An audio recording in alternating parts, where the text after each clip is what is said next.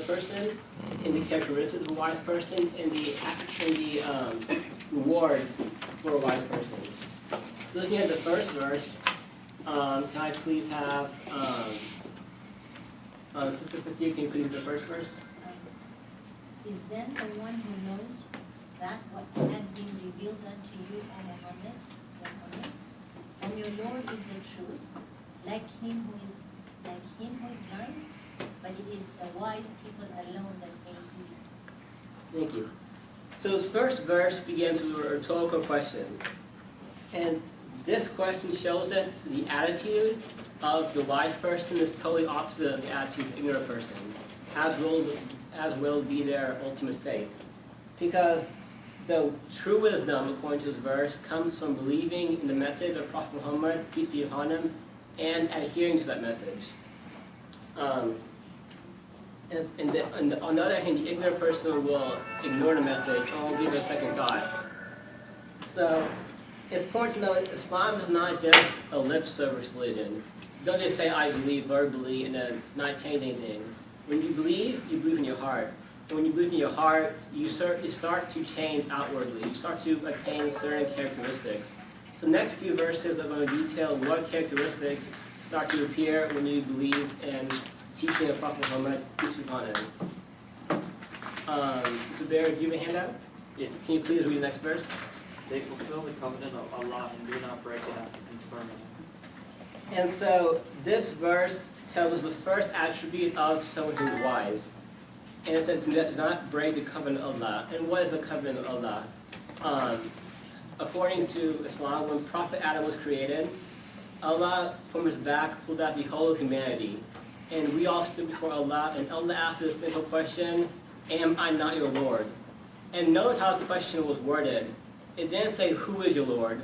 That's an open-ended question. It was, am I not your Lord? The same if a parent tells his kid, am I not your parent? It's a rhetorical question. And the reason Allah asked this question in this rhetorical style is because everyone deep in their heart knows who the Lord is. The Arabic word is fitra, and the English translation is their innate disposition, or you can say their natural spirit. They know who is the Lord. Right? That's why Allah asked this question in this style. And this covenant is that we all made the vow to worship Allah alone. Okay? And so the first attribute of a wise person is that they will worship Allah alone. They won't associate partners with Him, and they will pray directly to Him. And notice here that this is the first attribute mentioned of a wise person. And every verse in the Quran is put in a certain place for a specific reason. It's no accident this is the first attribute mentioned, because it is the most important thing for a believer, that Allah comes first in your priority list, right?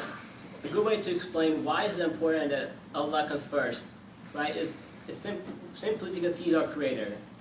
And we can look at it with a certain analogy.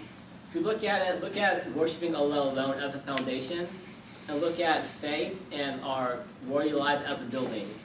Right? If the foundation is strong, if you worship Allah alone, if you keep Him number one in our lives, how high can the building become? Right? As high as the builder wants to make it. In the same sense, if the foundation is weak, then the building will only go a certain height before it comes tumbling down, right? I suppose sometimes we might see someone successful whose life suddenly like that falls down because the foundation was never properly set to begin with. This is the logical reason why this is the first verse mentioned. A lot of times when we talk about worshiping Allah alone, people only think about idols or worshiping through somebody. But in reality, worshiping Allah alone is more than that. Worshiping Allah alone means that you keep Allah number one in your life. You keep Him the center of your life, right? Because in reality, a lot of people out there don't keep Allah number one in your life. And what if you keep number one in your life is what you're worshiping? Some people keep their jobs in front of Allah. Some people keep their hobbies in front of Allah. And some people keep things like sports in front of Allah. And so it's important for us all to every once in a while look in ourselves and make sure, am I keeping Allah at the center of my life? Or am I letting something worldly get in the way of that? So let's look at the next verse. Mr. Jeff, do you have a handout? Yes. Yes, can you please read next verse? They join together what Allah has bidden to join. They fear their Lord and dread lest they should be called upon to render aid to their king. Okay, thank you. So this verse is the second attribute of a wise person. And what this attribute is that they keep relationships with their relatives and kin and do not sever these relationships. Now notice this is the second attribute mentioned, only behind one's duty to Allah. And again, there's no accident. It's because keeping relations with relatives is a very, very big social obligation on the believers.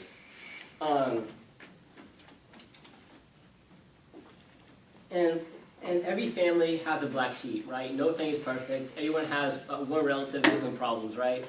And the important thing to remember is when we don't break these relationships with relatives, even though they might be giving us a hard time, we're not doing it for them, we're not doing it for us, we're doing it for Allah.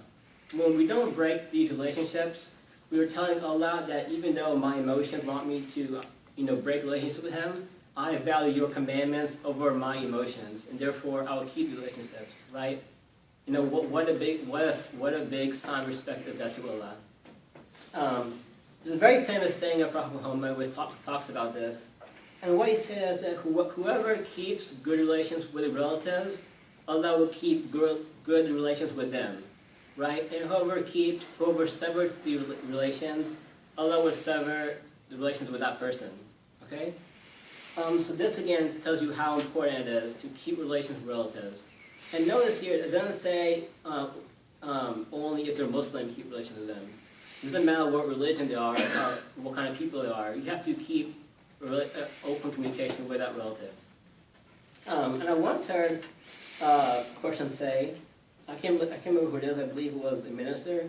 He said that if you think about it, Allah handpicked your family for you, right? When Allah was creating all of us, He thought of each and every one of us, and He handpicked our parents, He handpicked our siblings, right? And so, one of the attributes of Allah, according to Islam, Allah has 99 attributes. One of them He is Al-Alim, most wise. If the most wise creator, chose this family for you, then it was the best decision. So when you break a relationship with a family member, you're telling Allah you think you're smarter than Him. What a big sign of disrespect is that. So let's move on to the next verse. Can I please have Mahmoud, can you please read verse 22? They patiently persevere seeking the countenance of their Lord. Establish prayer, spend out of what we have bestowed for their sustenance, secretly and openly, and ward off evil with good. There shall be the abode of the hereafter, gardens wherein they will live forever. Thank you. So let's look at the first part of this verse. Every word in the Quran is in a specific place for a reason. Think the Quran is a mosaic, and every single word is in there and adds to that mosaic. And there are three words in the beginning of this verse that I'll call your attention to. The first is patience. And as we know, patience in Islam and patience in the modern sense are not the same thing. James, do you know the difference between patience in Islam and patience in the modern sense? Okay, well, patience in Islam is an active thing, it's a proactive thing. And patience in the modern sense is a reactive thing. The definition of Islamic patience is the effort and energy you put to stay on the right path and not waver from the commandments of Allah. And this is a never-ending journey, right? We live in a society where there are a lot of temptations, right? If somebody wants to go and fall into a sin, it's not that hard for them to go and do it. For this reason, patience in Islam is so important, because it's all about guarding ourselves from these temptations and staying on the right path of Allah. And the second word I want to talk about is persevere. And this is a very powerful word. Alex, what does the word persevere mean to you? That's a right or wrong answer.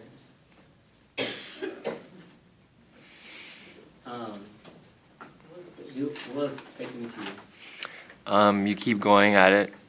You keep going through all the obstacles, Right. regardless of what's in your way. So the definition of patience, according to Webster's dictionary, is to persist and maintain a purpose steadfastly in spite of difficulty, obstacles, or discouragement. So what is word implying here? By putting the word persevere in this verse, it shows that the journey to seek the pleasure of God will not necessarily be an easy journey, right? You don't persevere through a bed of roses, right? You persevere when the going is tough. This word implies that there will be obstacles in the way. And obstacles may come in the form of fear, they may come in the form of negative family, they can come from anything. And you may have to sweat a little bit seeking the pleasure of God. You may have to take a few hits. You may have to endure some discomfort. You may have to face something of fear or loss. But the wise person understands that anything worth having takes effort and takes sacrifice. And Allah's pleasure is worth having. There's not, what is more important than gaining Allah's pleasure? And because this wise person will persist in their journey to seek Allah's pleasure. Look at the last word. The last word says seeking. And notice this verse doesn't say they attain Allah's pleasure. They are seeking Allah's pleasure. And this implies that it is a never-ending journey. There'll never come a day when we can, you or me can say, I've made it. I've attained Allah's pleasure. I'm good to go. Right? This is a journey that will take the course of our lifetimes.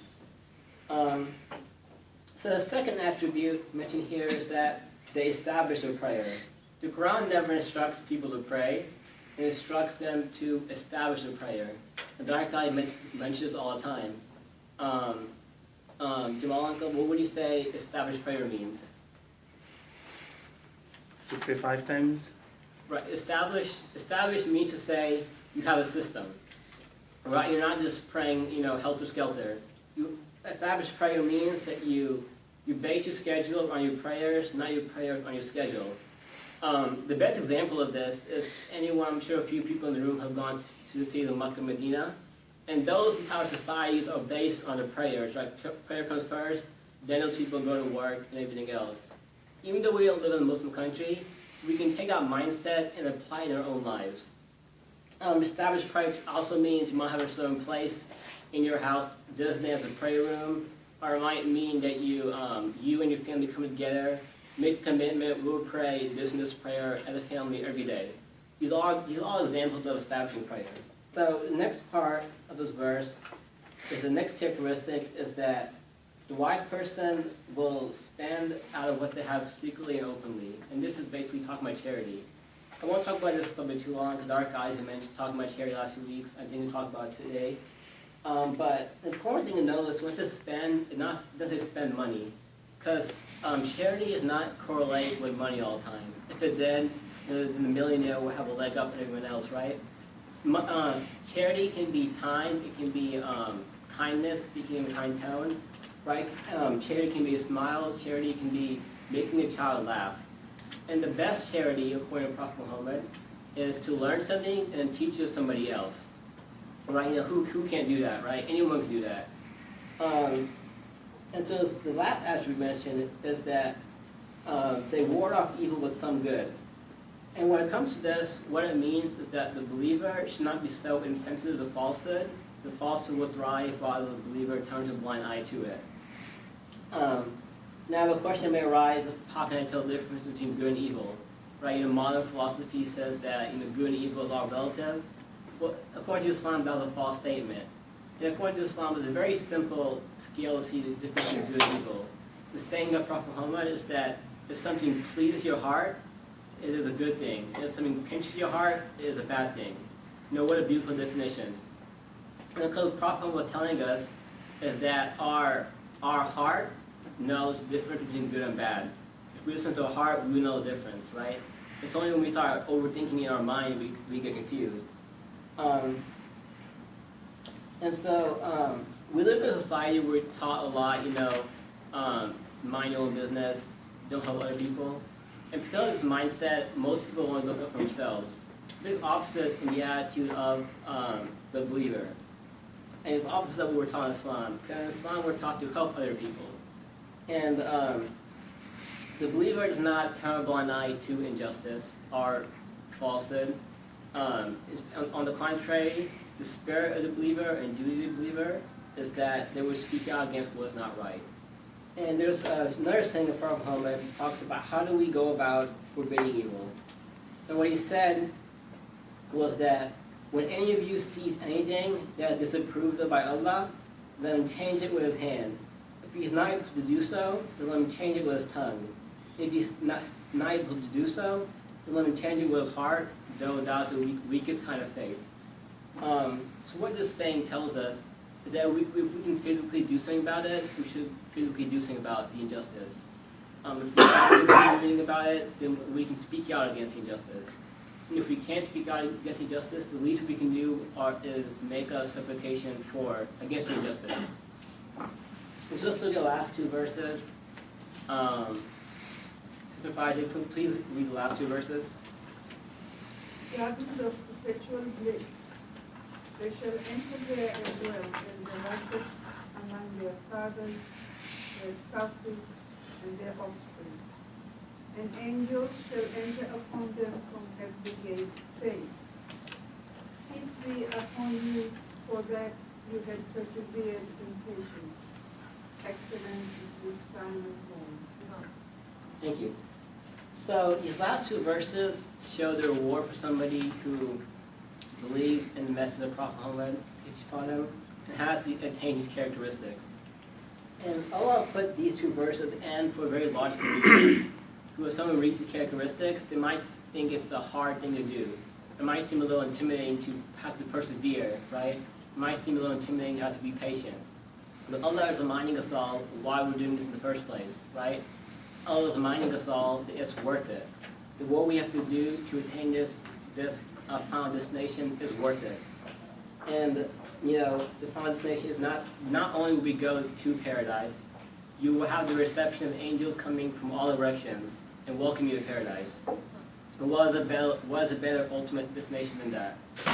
So wrapping up, here we have 5 characteristics that a wise person has. That number 1, they worship Allah alone. Number 2, they don't break family ties. Number 3, they patiently persevere seeking the pleasure of Allah. Number 4, they spend out of what is given to them. And number 5, they ward off evil with good. So hopefully it makes sense. I want to thank you all for listening. And I want to say if I said anything right, it came from Allah. If I said anything wrong, it came from me. And I ask you forgiveness. And thank you.